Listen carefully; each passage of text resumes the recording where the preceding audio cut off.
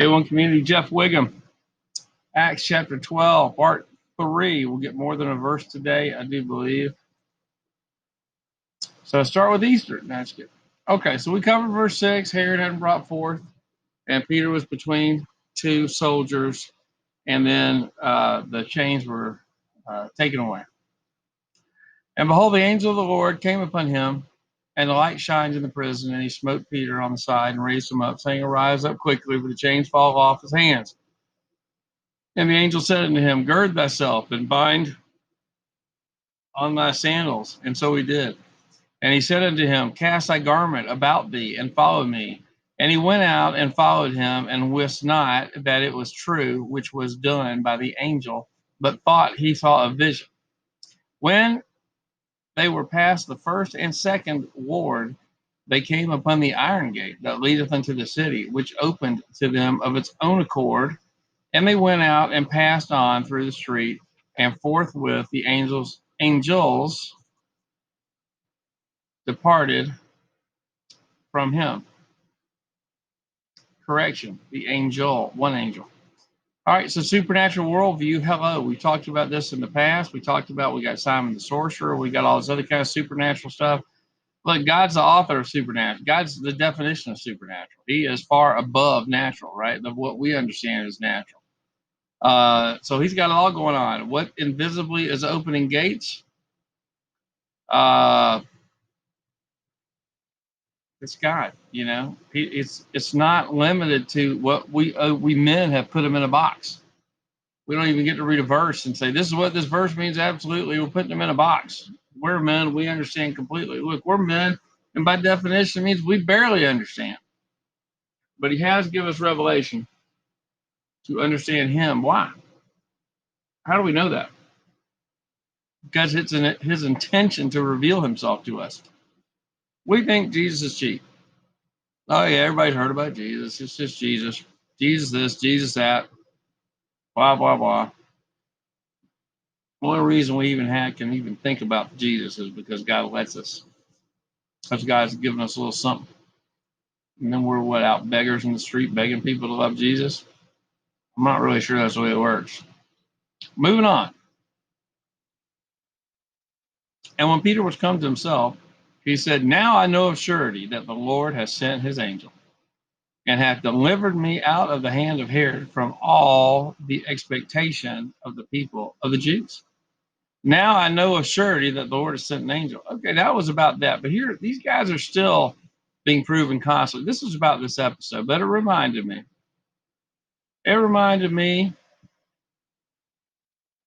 Of what did they know for sure? Like Jesus. That wasn't just a given that they figured this thing out.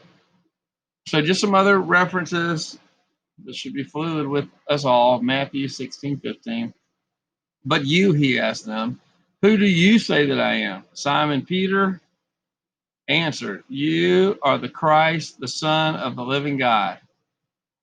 He goes on to say, and it's God that told you that, right? That wasn't, you didn't figure that out. God gave it to you. Well, we got another disciple, Thomas, doubting Thomas. Then he answered and said to him, My Lord, my God. Jesus said to him, Have you come to believe because you have seen me? Blessed are those who have not seen and have believed, right? So that's doubting Thomas saying that, Oh, you are my God, my Lord. Well, here's another one that I didn't even think about with doubting Thomas. And it's when Jesus was going to go to the Lazarus because he slept, which meant he was dead. And he was fixing to truck on down there to raise that boy up. Well, here's what, during that story, Thomas, then said Thomas, which is called Didymus, unto his fellow disciples, so he's talking to his buddies, Let us also go, that we may die with him. Right? I don't know. Maybe he's thinking they're going to get butchered down there. But, I imagine there's some pretty good dialogue. But here's a serious dialogue. When Jesus gets crucified, and he's on that cross, and the temples, the earthquakes happening, the clouds, the sky, the thunder, and the centurion said, and when the centurion, this is Mark 15:39, and when the centurion who stood there in front of Jesus heard this cry and saw how he died, he said, Surely this man was the Son of God. Right? Okay, this info bomb has landed on a lot of people. And when you consider the thing, he came to the house of Mary, the mother of John, whose surname was Mark, where they were gathered praying together. All right. So this section here, same text, just some different pictures.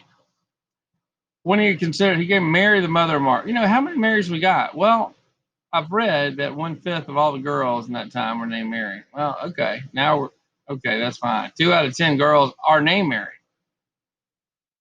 But in the New Testament, we have 6 of them. I think got the mother of Jesus, got Magdalene, right? One delivered from 7 uh, evil spirits and poured the oil out. And at the same time, these people are saying that Jesus was banging Mary, right? That this was they were married, that they were doing. You know what? Gross.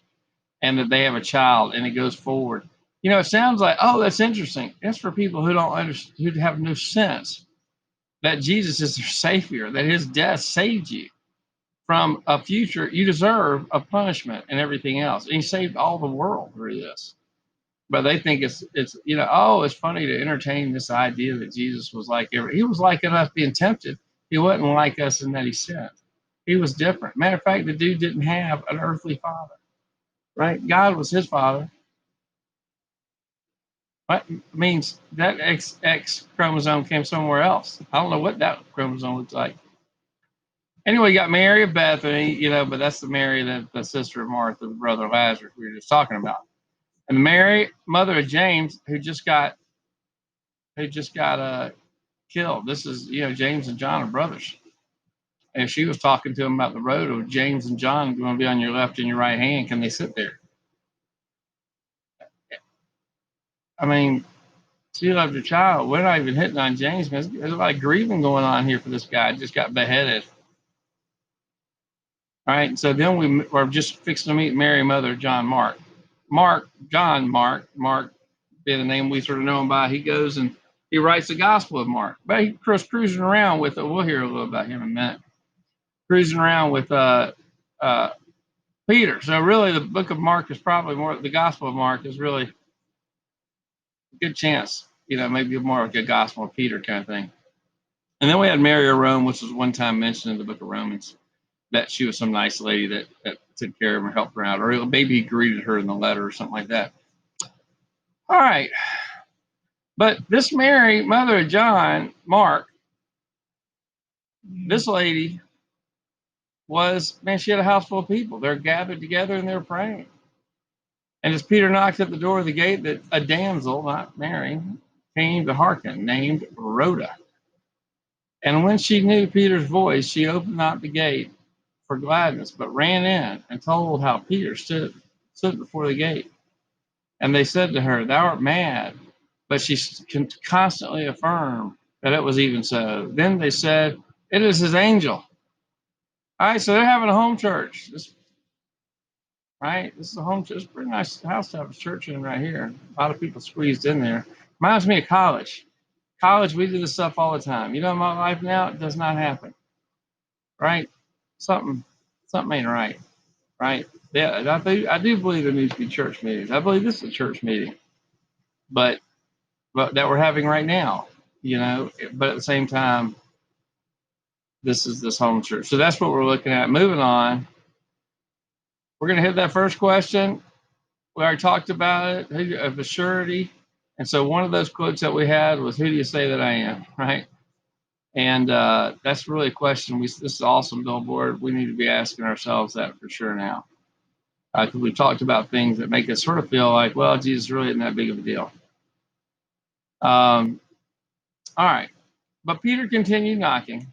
And when they had opened the door, they saw him. They were astonished. But he, beckoning unto them with the hand to hold their peace, hold on, declared unto him how the Lord had brought him out of prison. So he gave the witness.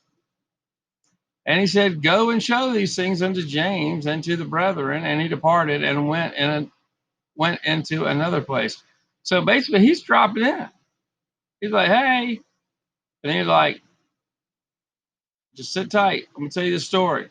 Now go and show this to James." Who's James? Well, James, the brother of Jesus, not the one that just got beheaded, uh, was the head of the Jerusalem church. And so go tell him and to all the other brothers in the Jerusalem, in the church. Okay. Now, as soon as it was day, which again, we're talking go and tell, go and tell, go and tell. We're reading this thing. This book is screaming at us, hey man, go and tell what we just read about. Because this stuff is fascinating. We just had somebody thinking a ghost. Why would they think there's a ghost? Are they used to seeing ghosts? Or what is it? I mean, what are they saying? We just had supernatural occurrence in a couple verses before there. Well, there's crazy stuff going on in Acts, but it's all about repentance. And man, you know what? Jesus really is, and there's a gift of the Holy Spirit. Man, why aren't we telling this good news? Go and tell, go and tell, go and tell. Now, as soon as it was day, there was no small stir among the soldiers. What was become of Peter? So, man, they're all chatting about it now. And when Herod had sought for him and found him not, he examined the keepers and commanded that they should be put to death. So his guards are dead. Now, guess what? The Lord knew that when his angel went and snagged him, that all those Roman dudes were going to die. What's that? 16 of them? Boom, gone. By who? Well, God did the thing. And guess what? Peter didn't go back to jail. He didn't go back there and say, oh, guys, I'm not going to, my one life is not worth y'all 16 lives. I'm going to stay here and God's going to deliver me. No, God did deliver them. And those dudes were going to die. Right? And it's all racking up against good old Herod here. So now he went down from Judea to Caesarea and there abode. Okay? Now, it's always up, but they're always saying down because I think they always talk about Jerusalem as being up and everything down from Jerusalem. But I'm not 100% sure on that one. That's a long time ago. I think I heard that. So Jerusalem's down here, Judea. Excuse me. They're going to go over here to Caesarea on the coast. Now, Caesarea, Roman, right? Still in Samaria, Israel. So this is under Herod's control, right? This is his territory. So he cruises over there, his spot that he's got where all the Roman leadership is. All right. And he's hanging out there. And Herod was highly displeased with them of Tyre and Sidon. Well, why is that? Well, I guess because old Peter was rolling around, or maybe the gospel spreading, and all this kind of stuff, right? So he's hot with those guys. But the guys from Tyre and Sidon, all these guys, and the Phoenicians, but they came with one accord to him. King, hey, hang on. Having made Blastus the king chamberlain their friend. So they got a buddy. That's the king's number one advisor, is their friend. And they want to make peace because their country was nourished by the king's country. They're getting stuff from Israel. So as you can see over here, Tyre's up here. They're like coming to him. Hey, whoa, wait a second. You know, we know you're unhappy with us, but just ask your advisor. Talking to your advisor, ask him. We're good people. Let's keep going. Politics, all the politics and trade and all the stuff that's going on in this world is going on then. Guess how much time Peter's sitting talking about it? Not much. Right? Guess how much time the other disciples and apostles are talking about it? Not much. They're being affected by it, but they're not talking about it. The Bible's not wasting any breath on it. They hadn't said a single thing about Trump. Matter of fact, if you're watching this might be the only thing you can watch that you won't hear Trump. Anyway, so they're trying to make peace with this Herod, all fancy pants Herod. So let's see where we go here. A quick note: the Phoenicians. I'm going to read this in a minute. Basically, these are Canaanites. Canaan, sons of Canaan, not Cain, Canaan, which was the son of Ham that actually Noah cursed. He didn't curse Ham, by the way, FYI. When Ham looked on his nakedness, which the Bible will tell you is a euphemism for sleeping with his wife. But yet somehow this child of Ham, I don't know, maybe with his wife, I don't know, probably not. Nonetheless, that's what Noah cursed. Curses Canaan. So Canaan, these guys are all on the coast, man. The Philistines are Canaanites, okay? Not Palestinians. There's no such thing. Anyway, but these are Canaanite peoples, right? In time, Tyre and Sidon are down here. Man, these are the Phoenicians, man. They are controlling the whole shooting match. They're great traders over the sea. It's a big deal. Big deal. Matter of fact, Jesus was talking to a Syro-Phoenician. And I guess that's because it's Syria over here. This is really Lebanon, right? But anyway, this dude in the middle, see these guys, they got their own stuff. They got their own all kinds of Babylonian kind of God stuff I could show you, but I'm not. But they do have Jesus of Phoenician too. They're saying, some people out there saying that Jesus is Phoenician, but guess what? Those guys that do that are sitting down there with the rising sun, right? So maybe, right, there's something to all that. Maybe it's a little simpler than we think. But this dude here, shockingly, this is Phoenician Jesus right here.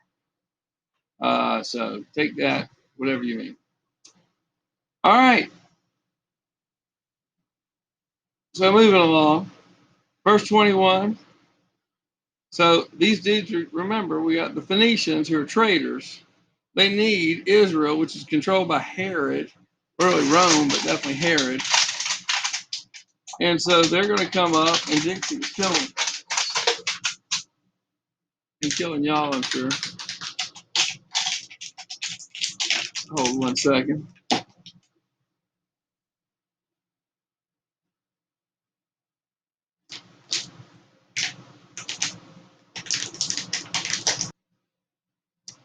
All right, so that's what we have. We have these Phoenician guys from Tyre and Sidon. And then we have, this is an example of what maybe King Herod was looking like. I like this because I like the expression on this dude's face, like, duh. And, all right, so, and upon a set day, Herod, arrayed in royal apparel, sat upon his throne and made an oration to them. So he is talking to them, and they're kissing up to him. And what are they going to say? And the people gave a shout, saying, "It is the voice of God, not of man." I'm not sure I trust these Phoenician traders, right? Smooth talking Herod because they had need of him, which is only get a couple of verses. That's basically what they said. So they're down there, buttering up Herod. Again, maybe that's not the big problem. That's probably a problem. This is the voice of a God and not of a man. But this next little piece is an interesting slide. Next verse is slide 23.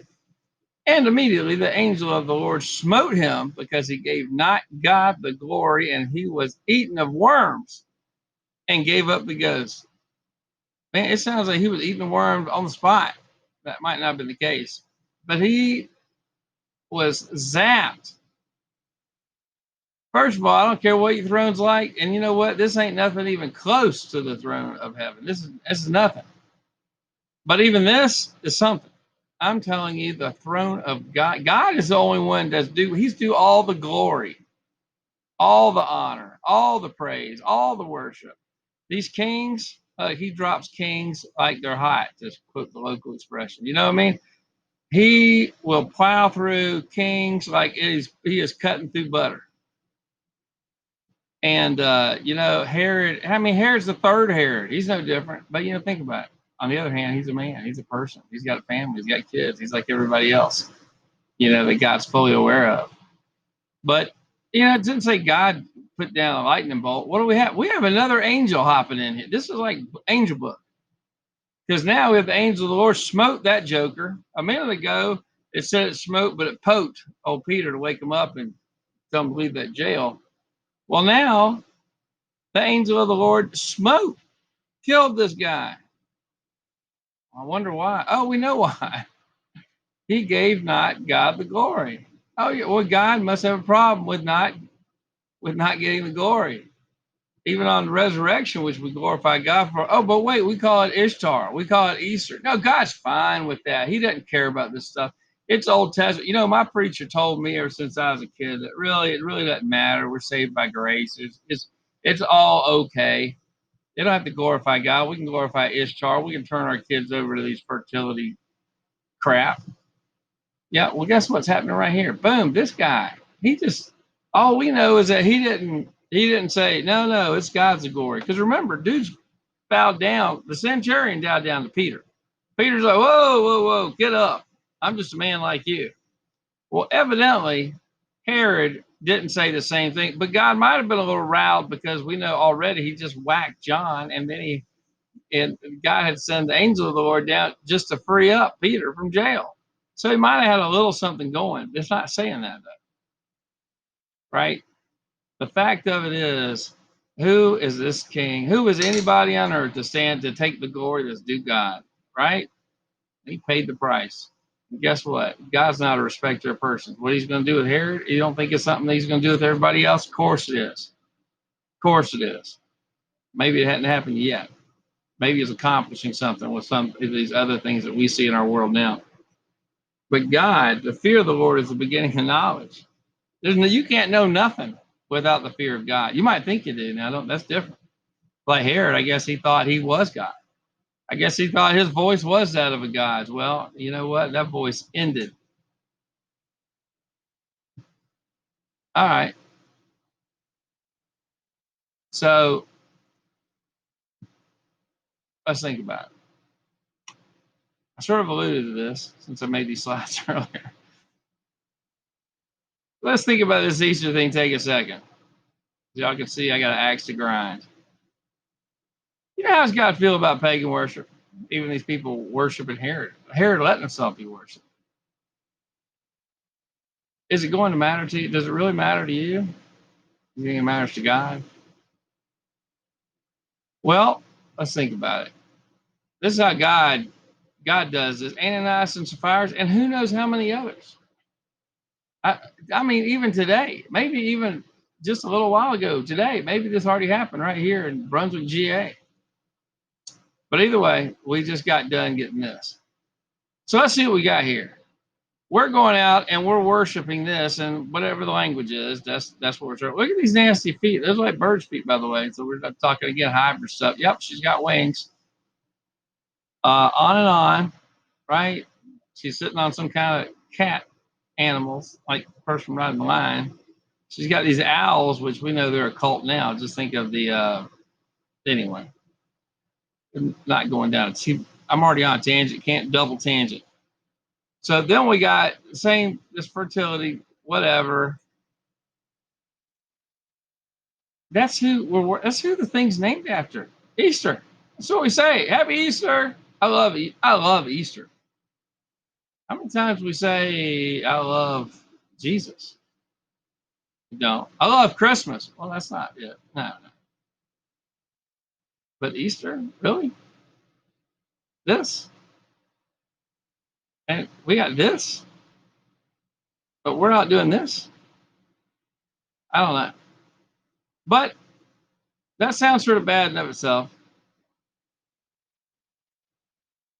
We talked about turning people over, but let's just think about it. This is it. We're turning our poor babies over to some Easter bunny, an animal, a creature.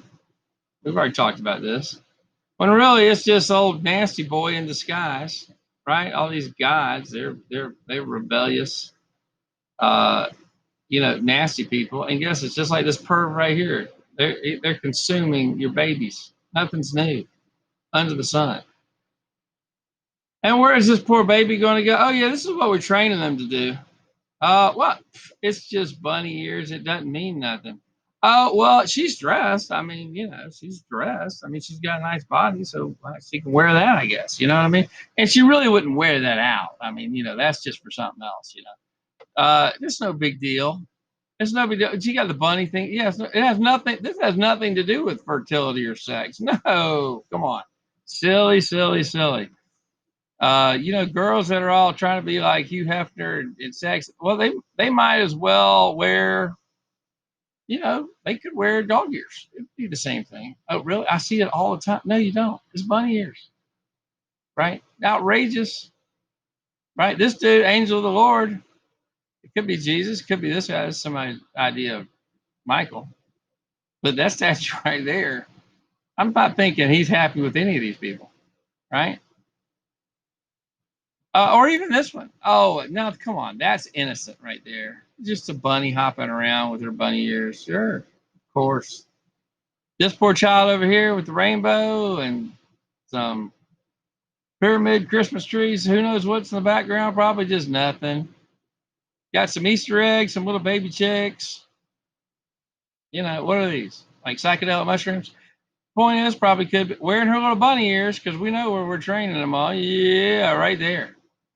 Because they're going to serve their whole life, right? In the temple of this nastiness. And they're going to love it. And it's sad. And it's sad. And it's sad. And I don't know. It's sad. I'm moving on because it's so sad. Well, again, I sort of, that's the storyline, right? Just emphasis. What happened? Angel of the Lord smoked this dude because he did not give God the glory. Just thinking. That's what the chapters tell us. That's text. That's really the end of it. But the word of God grew and multiplied. And Barnabas and Saul returned from Jerusalem when they had fulfilled their ministry and took with them John, whose surname was Mark. So John's pretty much writing this gospel, which is a lot of Peter's. But then before that, we've got, Paul and Barnabas. They're going to go out. And, one of the things Paul writes later that's worth focusing on, it says this in Galatians 2. I have been crucified with Christ. It is no longer I who live, but Christ lives in me. And the life which I now live in the flesh, I live by faith in the Son of God who loved me and gave himself for me. I don't think this guy is going to say, because God loved and gave his life for me, I'm going to go down to the Ishtar whorehouse and put my kids in colorful and then roll some eggs around and act like it's Christian. No, this guy's doing something else. It is no longer I who live, but Christ lives in me. But yet he's still a man. So it's not like he's that's Paul, he transcends. No, Paul and Barnabas, just FYI, they're going to go. And this John Mark kid, right? He's probably younger than this, but he's a kid. He's going to go out there with them, come from a good family. They love the Lord. He's going out, obviously a smart kid. And what's going to happen? Oh, yeah, Paul's going to really not dig Mark for very long. And so next time they go out for a journey, they're fixing to go out. Guess what Paul and Barnabas do? They fight about it. I'm not taking that kid, Mark. That's what Paul's saying. I ain't taking that dude. There ain't no way he's going with me or with us. And Barnabas is like, they split up. Barnabas goes with Mark, and Paul goes with whatever dude he went with, right? That's the way it goes. Even though they're buddies right now, it's what's coming. These guys aren't perfect. They got all kinds of problems, but there's a few things that aren't the problems that we face. And you know what? That is freaking idol worship and crap like that. I mean, I think that this is more of a rant of Mark, but we're seeing a supernatural book, right? And the good news of this is we're seeing, man, God is moving. I mean, Acts has picked up the pace, and a lot's going on, and people are going out, and the world is being changed. Even this ruler is being changed, right? Things are happening here. What do you think this guy? If you think this Israel guy, who they know God, Phoenicians, those guys are smart. They understand what's happening down with the Jews. They see this guy who claims to be a Jew, he's king of the Jews, get knocked out right in front of them, killed. What do you think? They're going to walk back like, well, that was interesting. No, they're going to be terrified, and they should be terrified of the Lord God Almighty, as we should be terrified of him, as we should be. So, and Easter, of course, is small, and all the things that we face daily, of course, but it's an easy one to sort of break into. A lot of the other stuff we deal with day to day is very difficult. But that's sort of it. Paul got set free, but James didn't. There's meeting in small churches. They're going out. They're spreading the news, and God's moving in many, many ways. Many ways. So, all right. Well, God bless. Hopefully, this is something to think about. I'll see you in chapter 13.